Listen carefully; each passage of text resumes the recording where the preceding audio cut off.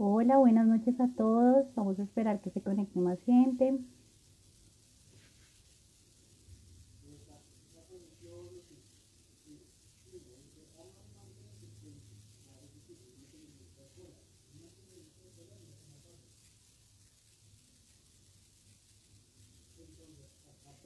Hola, muy buenas noches. Bienvenidos a nuestro live. Hablamos desde Ginecólogos por la Vida.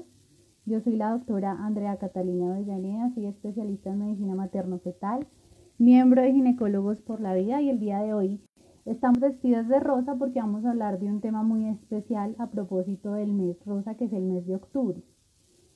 Vamos a hablar el día de hoy con una experta invitada. Vamos a hablar de cáncer de mama. Vamos a esperar que se conecte más gente para darle inicio a nuestro live.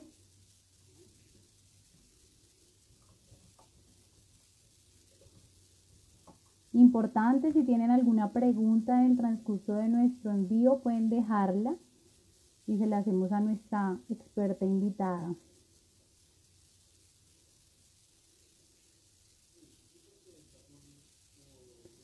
Bueno, buenas noches. Nuestra invitada especial se llama Ana María Osorio. Ella es médico de la Universidad de los Andes, especialista en ginecología y obstetricia de la Universidad de La Sabana, donde nos conocimos y tuvimos la oportunidad de estudiar juntas. Y finalmente realizó una especialización en mastología en el Instituto Nacional de Cancerología, en convenio con la Fundación Universitaria de Ciencias de la Salud. Vamos a para que ingrese y podamos dar inicio a nuestro en vivo.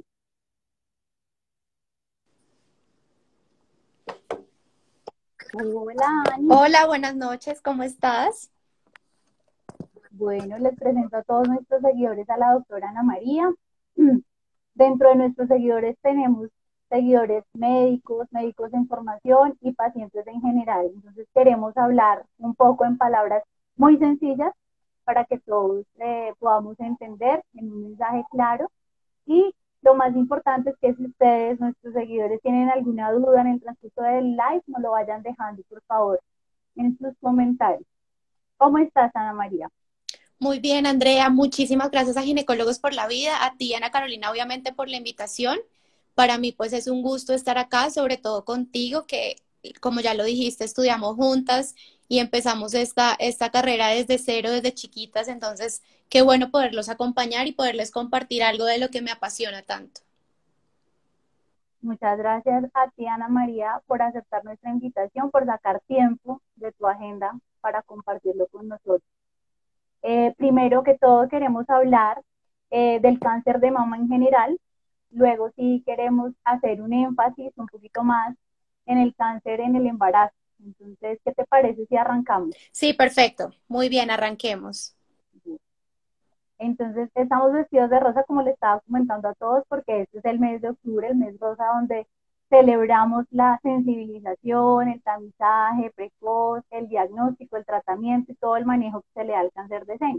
Pero queremos saber es por qué es tan importante este tipo de cáncer, qué tan frecuente es, y hablando específicamente aquí de Colombia y pues de Latinoamérica, porque también tenemos seguidores en Latinoamérica. Mira, el cáncer de mama es la primera causa de cáncer en Colombia y en la mayoría de los países a nivel mundial. En Sudamérica es la primera causa de cáncer en mujeres.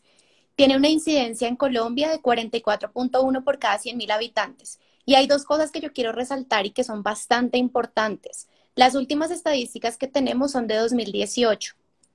Sin embargo, cuando comparamos estas últimas estadísticas de 2018 con las estadísticas de 2012, que fueron las últimas también registradas, vemos que hubo un incremento muy importante en la incidencia y probablemente a medida que van a ir pasando los años, vamos a ver que el cáncer de mama también va a aumentar muchísimo. Anteriormente teníamos una incidencia de 35 por cada 100.000 habitantes y ahorita tenemos una incidencia de 44. Los próximos resultados, las próximas estadísticas saldrán por ahí en 2023, 2024 y vamos a ver seguramente ese aumento. Otra cosa muy importante y que tenemos que tener muy en cuenta es que el cáncer de mama sigue siendo también la primera causa de muerte por cáncer en mujeres en Colombia, con una incidencia de 11.9 por cada 100.000 habitantes, que se traduce más o menos en una mortalidad de 3.700 mujeres. Entonces, definitivamente, a medida que pasa el tiempo, probablemente, y tenemos en este momento muy buenos recursos, tenemos muchos mejores tratamientos, mejores formas de diagnosticarlo y sigue siendo una causa muy importante de mortalidad.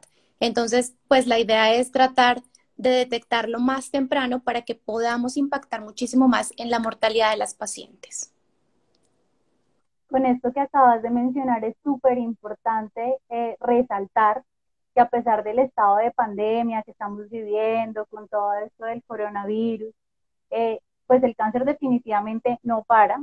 La incidencia que nos estás comentando para Colombia es realmente alta. Entonces, por eso le hacemos una invitación a todas nuestras seguidoras a que pongan en práctica todo lo que vamos a enseñar el día de hoy, porque vamos a hablar de cómo detectar el cáncer de forma temprana, hacerse su autoexamen de seno, pero por eso queremos resaltar, el cáncer no para, el cáncer sí no está en cuarentena, por eso es tan importante que aprendamos un poco más del autoexamen de seno. Pero antes de irnos, de adelantarnos tanto, queremos saber quiénes deben hacerse ese autoexamen, desde qué edad me lo tengo que hacer, qué mujeres se lo tienen que hacer, cómo se debe hacer, en qué momento.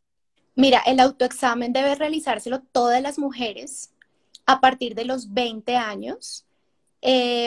Pero cabe resaltar aquí en el autoexamen es que no solamente debemos hacernos el autoexamen, también debemos hacernos otras cosas adicionales de acuerdo a nuestra edad. Debemos hacernos un examen clínico de mama, una mamografía, porque es que solamente el autoexamen no ha mostrado que disminuya la mortalidad por cáncer de mama, por eso tenemos que adicionalmente hacernos otros estudios complementarios. Resalto que depende obviamente de la edad de cada paciente, pero a partir de los 20 años es lo ideal y nos permite conocer nuestras mamas, saber si hay alguna alteración y con esto poder consultar oportunamente al médico. Ok, entonces nos dices que a partir de los 20 años y cada cuánto se lo deben realizar, porque algunas pacientes pensarán, no, yo con que me lo haga una vez al año es suficiente, pero cuéntanos un poquito más con qué periodicidad, cada cuánto se lo deben realizar. Entonces, el autoexamen no lo debemos realizar si somos premenopáusicas una vez al mes, 8 días después del ciclo menstrual. Y si la paciente ya es una paciente menopáusica, se lo debe realizar también una vez al mes y debe escoger un mismo día todos los meses. Por ejemplo, el primero de todos los meses. Pero lo ideal es una vez al mes. Perfecto. La idea ahí, como tú dices, es obviamente que cada una reconozca cuál es la anatomía normal de sus mamas y si identifica de pronto que hay alguna alteración, consulte a su mastólogo. Sí. Más o menos, uno desde qué edad debería consultar al mastólogo, como por prevención, y cada cuánto lo debería hacer de ahí en adelante. Mira, idealmente, obviamente va a depender de si tienes o no algún factor de riesgo en tu familia o algún antecedente, deberías consultar más tempranamente, pero idealmente todas las mujeres a partir de los 40 años deben asistir a una valoración para hacer un examen clínico de la mama. Pero más o menos entre los 30 y 40 años, una vez al año, un examen clínico de la mama. Eso respecto al examen clínico. También hemos escuchado y pues acá nos llegan muchas preguntas respecto a la mamografía, cuándo realmente es importante, cuándo es relevante realizarse la mamografía y también muchas pacientes nos han preguntado si la mamografía es igual a la ecografía de mama, si se complementan o cuándo aconsejas realizarse cada uno de estos exámenes diagnósticos. Mira, la mamografía se realiza a las pacientes que no tengan ningún síntoma, que no se palpen masas, que no tengan cambios en la piel, secreción a través del pezón. Idealmente se realiza a partir de los 50 años, en un intervalo de tiempo cada 2 años hasta los 69 años. Sin embargo, si las pacientes tienen algún otro síntoma o tienen una expectativa de vida más de 10 años, debería continuarse la realización de la mamografía en el mismo intervalo cada 2 años. Sin ningún problema se le tiene que hacer a las pacientes. La mamografía nos ayuda a detectar algunas alteraciones, como por ejemplo microcalcificaciones, detecta la presencia de masas sólidas, sin embargo no nos puede hacer una diferenciación de una masa sólida de una masa quística. Entonces siempre la ecografía es un complemento de la mamografía. La mamografía sí nos puede decir solamente es un quiste o si es una masa sólida y poder saber qué seguimiento le vamos a hacer a estas pacientes. Pero lo ideal en pacientes que no tienen síntomas, mamografía a partir de los 50. Obviamente, si tú tienes antecedente de alguna alteración, mutaciones, antecedente familiar, deberías empezar mucho antes a hacerte la mamografía. Y la ecografía es el complemento, pues, de la mamografía en caso de que tenga síntomas, por ejemplo, una paciente de 40 años que se sienta una masa, pues le ordenamos mamografía y ecografía. Pacientes menores de 35 años, sí es mejor solamente solicitarles una ecografía de la mama. Ok, muchas gracias por aclararnos ese punto. Ahora sí queremos preguntarte bien para que nos expliques cómo hacer el autoexamen de seno, de qué forma se lo deben realizar, todo lo que nos puedas enseñar, te lo agradecemos. Bueno, entonces el examen de seno, lo primero que tenemos que hacer es pararnos frente al espejo y mirar cómo están nuestros senos. Nuestros senos son únicos. Todas las mujeres tenemos los senos completamente diferentes a las otras mujeres. Y eso es muy importante. Ahora, otra cosa muy importante también es que los senos son nodulares. Nunca vamos a sentir los senos lisos porque la grasa dentro de la mama es nodular. Eso también es muy importante. Lo primero es pararse frente al espejo y valorar esa simetría, que no veamos abultamientos, cambios en la piel. También podríamos encontrar inversión del pezón o incluso secreción a través del pezón. Posteriormente, lo que tenemos que hacer es colocar las manos detrás de la cabeza y hacer una ligera presión hacia la parte anterior para ver exactamente lo mismo, asimetrías o abultamientos a nivel de las mamas. Después lo que tenemos que hacer es colocar las manos sobre la cadera y también hacer una leve presión hacia adelante para ver exactamente lo mismo que ya les mencioné. Seguido a esto, tenemos que colocar una mano, por ejemplo, nuestra mano derecha detrás de la cabeza y con la mano izquierda, con estos 3 dedos, vamos a examinar todo nuestro seno. Pero tenemos que tener en cuenta algo que es muy importante y es ver los límites del seno. Entonces, siempre tenemos que tocar todo el seno de acuerdo a sus límites. Los límites son la clavícula en la parte superior, en la parte medial vamos a ver el esternón, en la parte lateral la axila y en la parte inferior el surco que se nos forma en la parte inferior. Y tenemos que palpar toda esta área. Lo que vamos a hacer con estos 3 dedos, aquí tengo como un seno, lo que vamos a hacer nosotros es podemos hacerlo en forma circular, podemos hacerlo en forma lisa, como ustedes prefieran. Lo importante es que abarquen toda la mama y empezar a palparse en todas las profundidades, porque pueden haber lesiones que son muy profundas, pegadas al músculo pectoral, que si lo hacemos muy superficial no las vamos a sentir. Y poder valorar todo el seno. Lo mismo se hace con la otra mama, y algo que es recomendable es a veces, para que sea mucho más fácil, hacerlo cuando nos estamos bañando con jabón, o las pacientes que tienen senos muy grandes y que es muy difícil palparlos, se recomienda también que se acuesten en la cama, pongan su mano detrás de la cabeza y puedan tocar todo su seno para que el tejido del seno se pueda como distribuir en todo el tórax y sea mucho más fácil la palpación y la identificación de lesiones. Algo Entonces, dentro de ese examen, ay, perdón, te sí. interrumpo, dentro de ese examen, hasta el momento lo que llevamos como para resaltar cuáles son como esos signos de alarma que me dicen tengo que consultar, son la simetría que nos mencionaste, los abultamientos, que yo vea diferencia entre las mamas solamente visualmente, o que al tacto ya detecte que hay alguna masa o alguna secreción. Hasta ahí vamos Sí, bien. ahí vamos perfecto. Lo otro que te quería Correcto. mencionar es las secreciones a través del pezón. Muchas Ujú, pacientes perfecto. oprimen el pezón para ver si hay alguna secreción. Esto no se debe hacer, porque al tú oprimir el Ujú. pezón vas a estimular que haya secreción. Entonces, solamente se hace en el consultorio para nosotros ver si hay secreción, pero de resto no se recomienda oprimírselo. Ok, perfecto. Ideal sería que ese primer examen de seno lo hiciéramos en compañía de un especialista en mastología y de ahí en adelante poder hacerlo nosotras mes a mes en nuestras casas. Sí, sí, incluso, Excelente, Anita. Muchas gracias por esa explicación. sí. Te queríamos preguntar, ¿cómo podemos ayudar a nuestras mujeres colombianas a prevenir el cáncer de mama? ¿Qué pueden hacer ellas? Mira, la prevención del cáncer de mama es muy difícil. Hay algunos factores de riesgo que nosotros podemos modificar, pero esos factores de riesgo no se relacionan mucho con el desarrollo de cáncer. Por ejemplo, el sedentarismo, la obesidad, el tabaquismo, el consumo de alcohol, pero son factores de riesgo que cuando uno valora qué tanto causan cáncer no es mucho, pero pues igual siempre deberíamos modificar esos factores. Las pacientes que tienen alto riesgo, que ya les he mencionado, las pacientes que tengan mutación, como la mutación BRCA o BRCA, pacientes con antecedente familiar, pues estas pacientes deberíamos empezarles tamización mucho más temprano.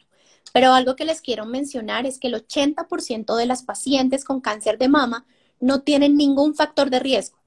Solamente el 20% de las pacientes con cáncer de mama tienen factores de riesgo para desarrollar el cáncer. Entonces, esto es algo muy importante.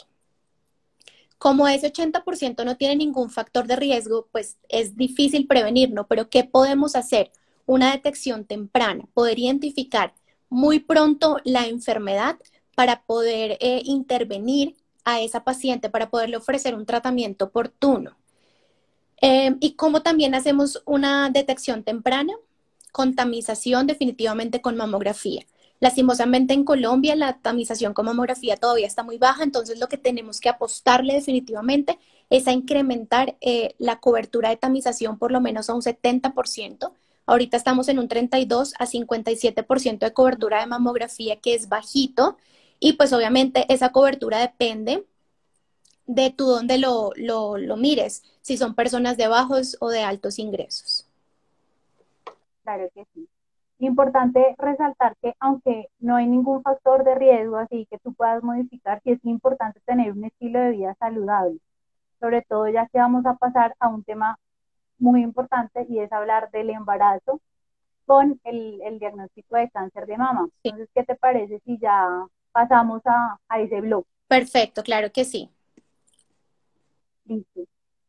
No es común, uno siempre cuando escucha como un embarazo, uno siempre piensa que todo es felicidad, que todo está bien, pero en este ejercicio de la profesión vemos que en el alto riesgo obstétrico realmente nos llegan pacientes con enfermedades muy complejas y dentro de ellas hemos visto que ha venido aumentando el diagnóstico de cáncer, no solamente el cáncer de mama, pero hemos visto esto con preocupación y por eso queremos hablar de este tema, sobre todo porque, como resaltamos, somos ginecólogos por la vida, nuestra responsabilidad en este caso es velar por las dos vidas, luchar por preservar esas dos vidas y por eso queremos hablar de este tema puntualmente. ¿Qué sabes del cáncer de mama diagnosticado en el embarazo? ¿Qué tan frecuente está siendo actualmente en Colombia? Mira, es muy poco frecuente.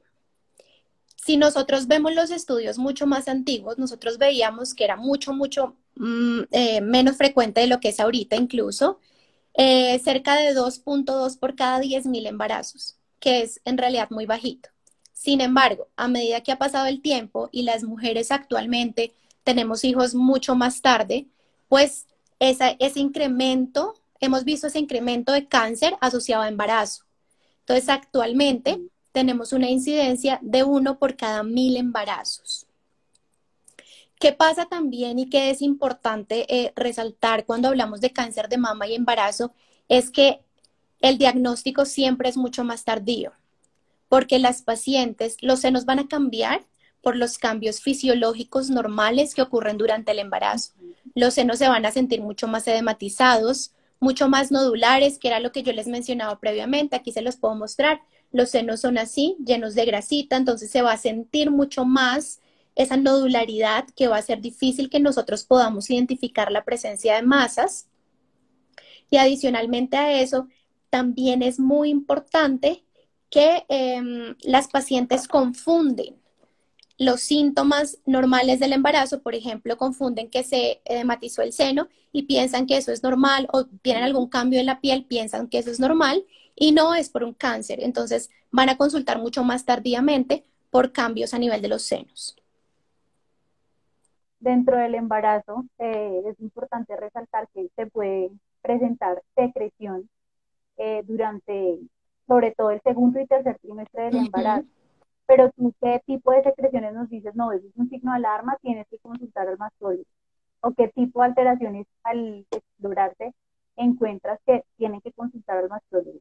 En las secreciones hay tres colores de secreciones que son importantes. Una secreción que es blanquecina, que uno diría es normal por el embarazo, entonces uno se queda muy tranquilo.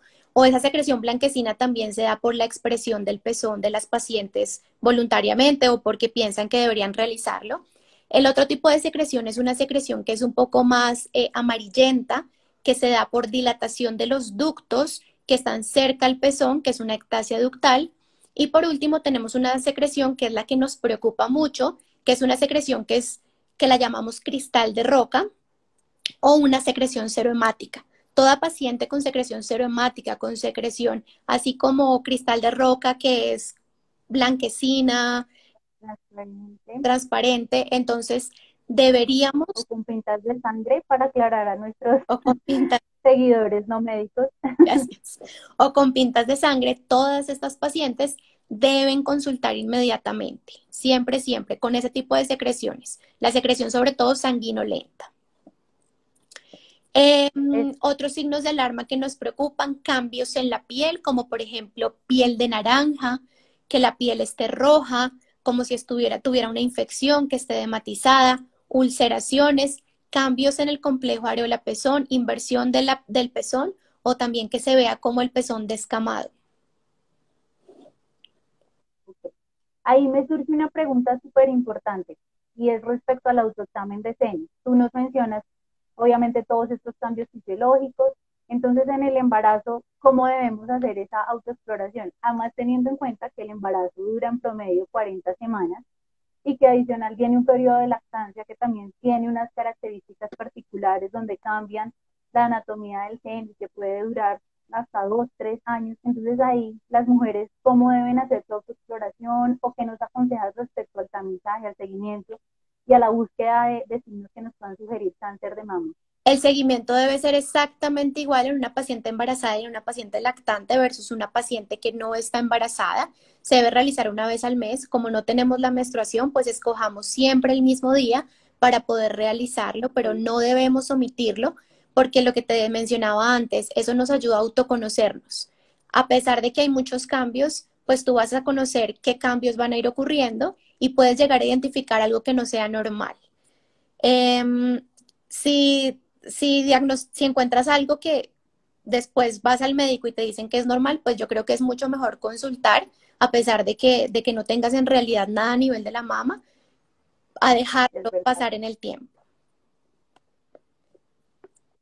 Algo súper importante para resaltar ahí, que tú ya nos habías mencionado antes, pero en el embarazo se vuelve súper importante, es no realizar ningún tipo de estimulación directamente sobre el pezón, porque esto nos va a generar otro tipo de alteraciones, Ujú. entre ellas incluyendo el riesgo de parto antes de tiempo, porque al estimular el pezón, pues se generan contracciones. Bueno, esto es como para aclarar a nuestros pacientes seguidores para que cuando hagan su autoexamen de seno por nada del mundo se deben tocar los pezones y especialmente lo resalto porque durante la preparación para la lactancia muchas pacientes, que es un mito en realidad, les dicen que deben ir preparando los pezones. Eso no se debe hacer durante el embarazo. Entonces, súper clarísimo Mm. ese punto. Bueno, Anita, entonces quería preguntarte, bueno, tenemos una paciente que está embarazada, como sabemos, el embarazo, pues, para aclararle a nuestros seguidores, se divide por trimestres. Yo quiero saber qué sucede cuando a una paciente embarazada le diagnostican un cáncer de mama, cómo es su tratamiento, qué seguimiento debemos tener. Sabemos que esto va a ser un manejo integral, medicina materno-fetal, mastología, y no solamente ellos, sino que también tenemos que apoyarnos de un buen equipo de psicología, de apoyo emocional, porque obviamente es un impacto muy fuerte. Entonces, quiero que me hables un poquito como de por trimestres, cómo sería ese enfoque, si hay un diagnóstico, qué se puede hacer, cuáles serían los tratamientos posibles. Hablemos un poquito de eso. Mira, entonces lo primero que tenemos que hacer cuando tenemos una paciente con cáncer de seno es poder estadificarla. Como aquí hay personas que no son médicas, yo siempre les digo a mis pacientes que el cáncer de mama tiene escalones y tiene 4 escalones y que tenemos que saber en qué escalón está para poderle iniciar un tratamiento. Entonces eso es lo más importante. ¿Cómo estadificamos? Uh -huh. Miramos el tamaño del tumor, y si el tamaño del tumor tiene algún compromiso. Por ejemplo, si está comprometiendo la piel. Y eso nos va a decir a nosotros qué tan avanzado está el cáncer. Lo segundo que miramos son los ganglios a nivel de la axila y los ganglios a nivel de la clavícula. Y eso también nos va a decir a nosotros qué tan avanzado está el cáncer. Y por último, algo muy importante es que tenemos que ver si hay compromiso a distancia, si el cáncer solamente está en el seno o se ha ido a otras partes del cuerpo, como por ejemplo el hueso, el pulmón o el hígado. Muchos de los estudios que nosotros realizamos en las pacientes que no están embarazadas están contraindicados durante el embarazo. Sin embargo, tenemos muchísimas herramientas que nos sirven para hacer ese diagnóstico de compromiso a distancia de estas pacientes. Podemos hacer resonancias sin contraste, sin ningún problema. Podemos hacer una mamografía, podemos hacer ecografía. Entonces, tenemos muchísimas herramientas para poder hacer el diagnóstico adecuado en estas pacientes. Una vez que ya sabemos en qué escalón está, de esos 4 escalones, lo otro que tenemos que ver es que se los va a explicar como yo le explico a mis pacientes, la biología tumoral de ese tumor. Nosotros tenemos el nombre es un cáncer de mama, pero todo cáncer de mama tiene unos apellidos. Y tenemos que clasificarlo y saber qué apellido tiene cada cáncer de mama para saber qué tratamiento yo le voy a dar. Porque dependiendo de los apellidos hay un tratamiento con medicamentos diferente. Entonces, si yo tengo unos apellidos que se llama triple negativo, yo sé que definitivamente estas pacientes deben recibir quimioterapia. Si yo tengo un apellido que se llama HER2 positivo, yo sé que estas pacientes deben recibir tratamiento con trastuzumab o algún otro tipo de tratamiento, que son medicamentos que me van a bloquear el crecimiento de las células cancerígenas. Todos estos apellidos son receptores hormonales o índices de proliferación que se expresan a nivel del tumor y lo ideal es bloquearlos para tener un mejor pronóstico en las pacientes. Entonces, primero tenemos que conocer esta edificación, en qué escaloncito vamos, y después de eso tenemos que conocer los apellidos del tumor. Una vez tenemos esto, entonces podemos ofrecerle a la paciente el tratamiento, ¿sí? Porque cada estadio y cada tipo de tumor va a tener un tratamiento completamente diferente. Pero para poder generalizarlo durante el embarazo, podemos dividirlo de diferentes formas. Y otra cosa que tenemos que entender es que el cáncer de mama no es un cáncer localizado.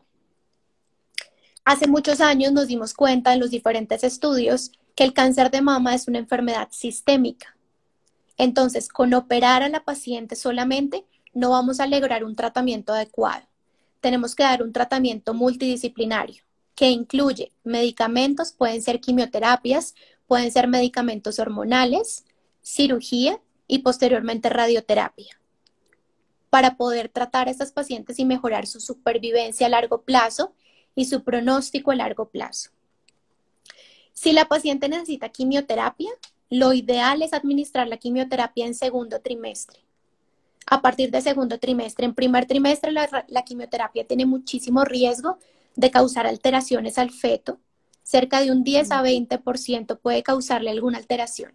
Entonces, lo ideal es hacerlo en segundo trimestre.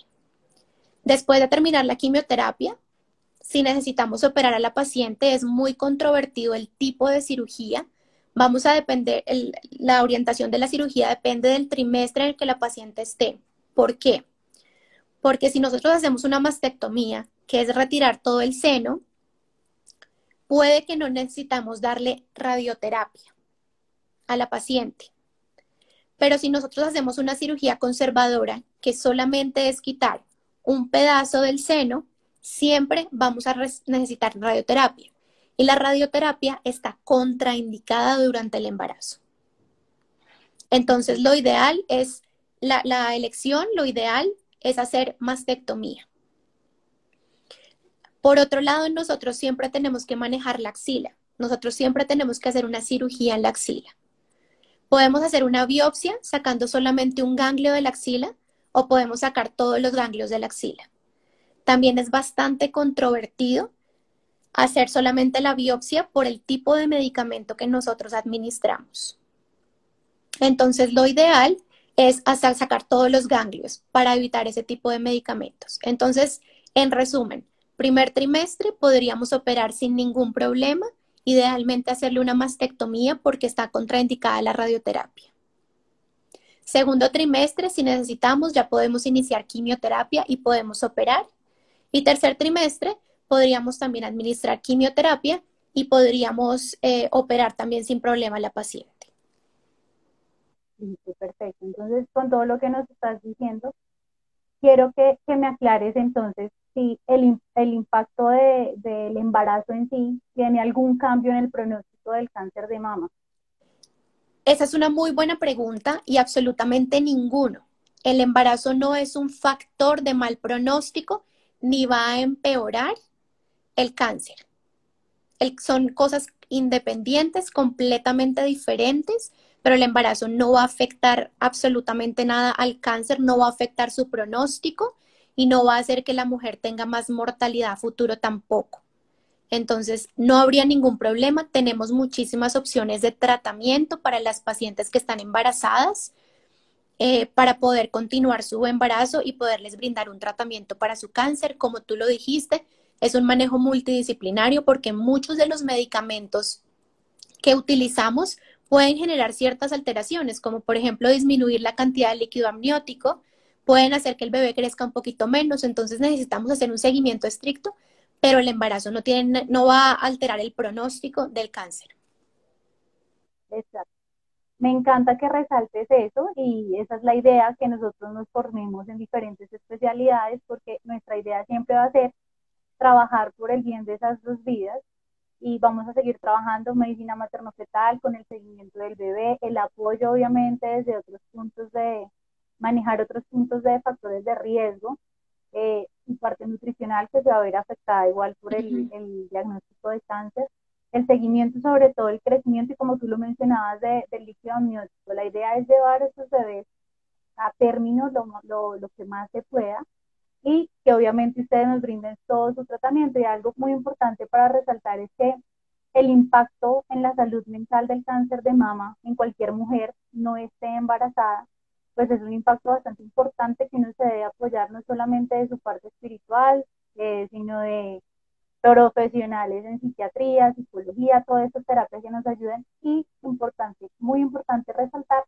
que en el embarazo adicional por todo el cambio hormonal, pues este impacto puede ser aún más severo y por eso necesitamos trabajar siempre en equipo, brindándole el apoyo a esta mujer y sobre todo resaltando que ese bebé es la ilusión para poder continuar con su tratamiento, porque aquí se convierte en su motivo de vida, en su motivo de tengo que salir adelante, tengo que soportar estas cirugías que son tan complicadas, tan dolorosas, estos tratamientos que son tan dolorosos, pero ya tienen un motivo adicional que es su bebé. Muchas gracias por aclararnos eso, Anita. Bueno, queremos hacerte una pregunta. Eh, ¿Las mujeres que durante el embarazo tienen este diagnóstico podrían lactar en algún momento? Es una pregunta bastante difícil porque, como yo, Y con controversia. perdón, Y con y controversia. con controversia, porque como yo les comenté, el cáncer de mama tiene muchísimas cosas que debemos hacer y un trabajo multidisciplinario. Si nosotros, por ejemplo, le damos radioterapia a la paciente, lo más probable es que ese seno haga una fibrosis y la lactancia sea muy difícil. Esa es una de las posibilidades que tenemos que tener en cuenta. Lo otro es que dependiendo de la biología tumoral o de los apellidos del tumor, nosotros vamos a dar tratamiento. Hay tipos de cáncer que nosotros les damos tratamiento por 5 o más años. Y ese tipo de medicamentos que nosotros utilizamos, que son hormonas, que tratamos de bloquear el crecimiento hormonal de los tumores, que es la hormonoterapia, nosotros utilizamos tamoxifeno o inhibidores de aromatasa, están contraindicados durante la lactancia porque se van a secretar en la leche. Al igual que ocurre con la quimioterapia, se secreta a nivel de la leche, entonces estaría contraindicado para el feto. Entonces, digamos que hay que estandarizar cada caso, valorar si la paciente requiere más tratamiento para poder definir si necesitamos o si podemos o no podemos continuar la lactancia materna. Pero eso hay que individualizarlo Yo creería que la mayoría de las pacientes por el tratamiento que vamos a continuar no lo podrían hacer porque están contraindicados durante la lactancia. Entonces, esto es también súper importante resaltarlo porque de pronto muchas pacientes o alguien conoce a una paciente que está enfrentando esta situación y tiene que tener esto súper claro, pues por el bien de su bebé, debe consultar siempre con el mastólogo, hacer esa pregunta siempre en la consulta que es tan importante. Bueno, dentro de las preguntas que nos han hecho hasta el momento, Anita, queremos saber qué hombres deben realizarse el autoexamen de seno. Pues hemos escuchado, nos han dicho acá que también se puede presentar el cáncer de mama en los hombres. ¿Cuáles son estos hombres que están en riesgo? ¿Cómo identificarlos? Mira, el cáncer, esa es una pregunta que hacen muy frecuentemente. El cáncer de seno en hombres existe, es muy poco frecuente, menos de 1% de los hombres. Por eso a los hombres no les hacemos tamización, porque como es tan poco frecuente, pues no hay necesidad de hacerles mamografía. Y hay un problema muy importante en los hombres, y es que muchas veces los hombres se palpan masas, pero nunca piensan que puede ser cáncer. Entonces, el diagnóstico, la mayoría de las veces en los hombres, es bastante tardío. Como es tan poco frecuente, tampoco recomendamos de rutina hacer un autoexamen mensual como lo hacen las mujeres. Pero sí, pero como los hombres tienen menos tejido mamario, siempre tienen que estar pendientes si notan una masa, consultar inmediatamente para hacerles una valoración oportuna. Los hombres que más riesgo tienen, pues también son los que tienen antecedente de algún tipo de cáncer o alguna mutación en su familia, principalmente las mutaciones en cáncer de mama. La más frecuente es la mutación BRCA. Esos hombres son los que deberían estar más pendientes. O los que tienen antecedente de cáncer de ovario en la familia, cáncer de próstata, cáncer de páncreas, pero pues no hacemos de rutina un examen o un autoexamen, un examen clínico de mama en los hombres, por lo que les menciono, la baja frecuencia que tenemos. Ok, perfecto.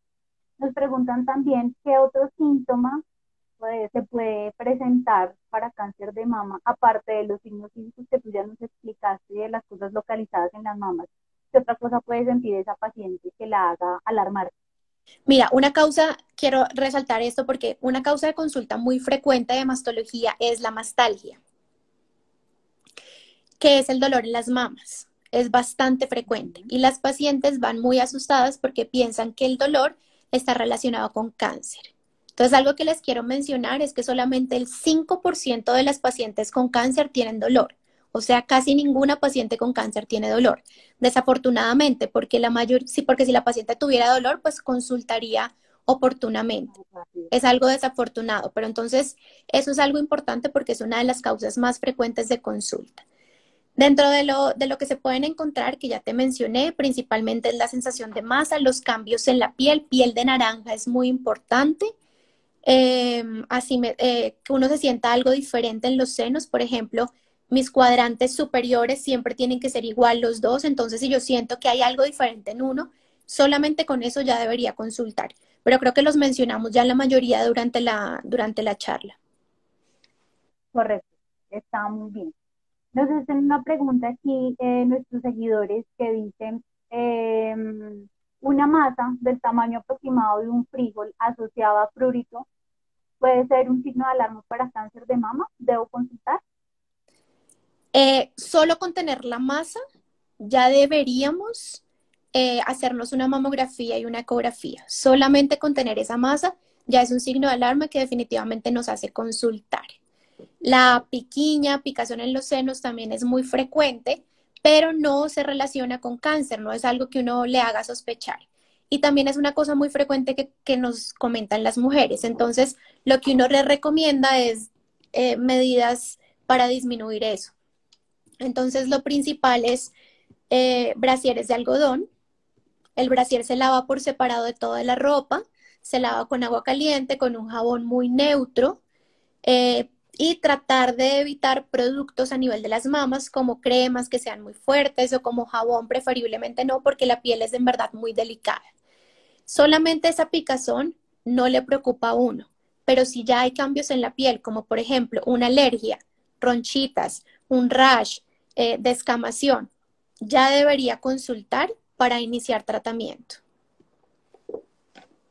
Muchas gracias, doctora Dani, por todas las dudas que nos has aclarado el día de hoy. Gracias por toda la información que nos das en el embarazo.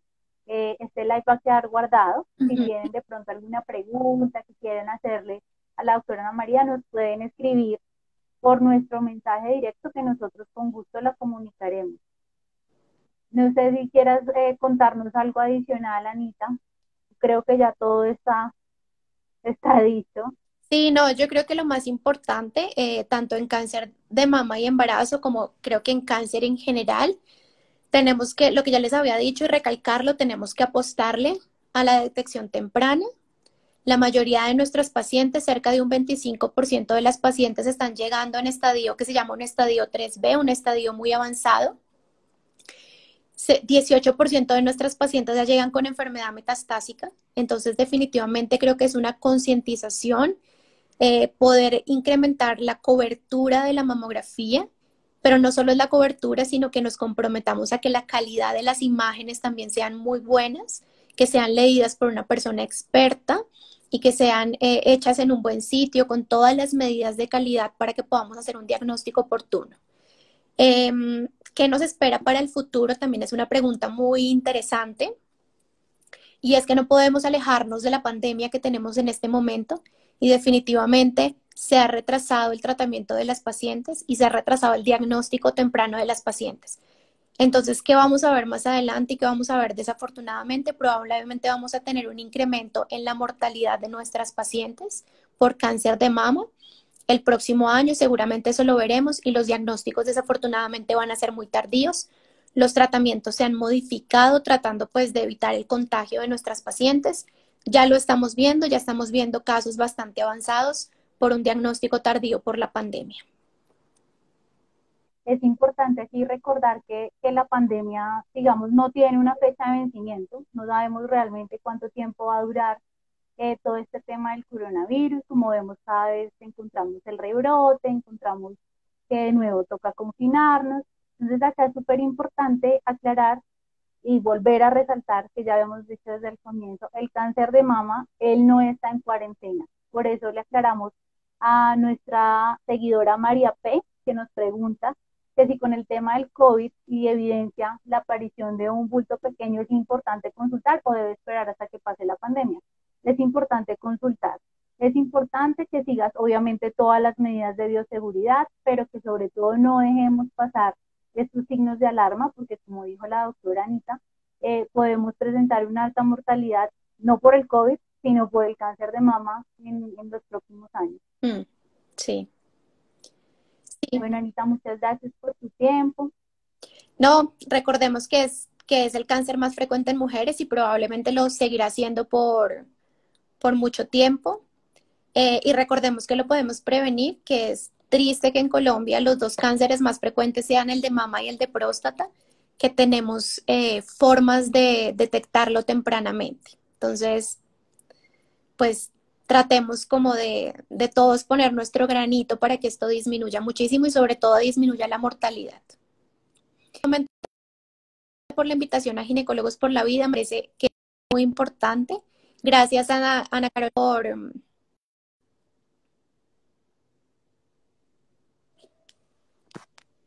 Ahí está. Anita, ¿Sí? Bueno, gracias a Ginecólogos por la Vida por la invitación, gracias a Ana Carolina por creer que esto es muy importante y obviamente a ti por toda la, pues, la charla durante todo y sobre todo gracias a ti por todos estos años que nos conocemos, que empezamos un camino ya hace bastante tiempo juntas. Entonces, qué alegría compartir este momento contigo. Claro que sí, Anita. Seguirá siendo siempre bienvenida a nuestras conversaciones en Ginecólogos por la Vida, porque nuestro objetivo es seguir salvando las vidas, para eso estudiamos, para eso nos formamos y por eso somos amigas y seguiremos en esta lucha hasta el final. Muchas gracias a todos por su atención, por sus preguntas.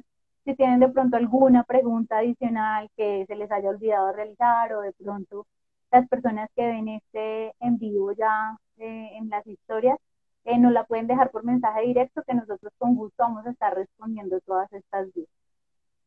Muchas gracias a todos. Chao, Anita. Chao.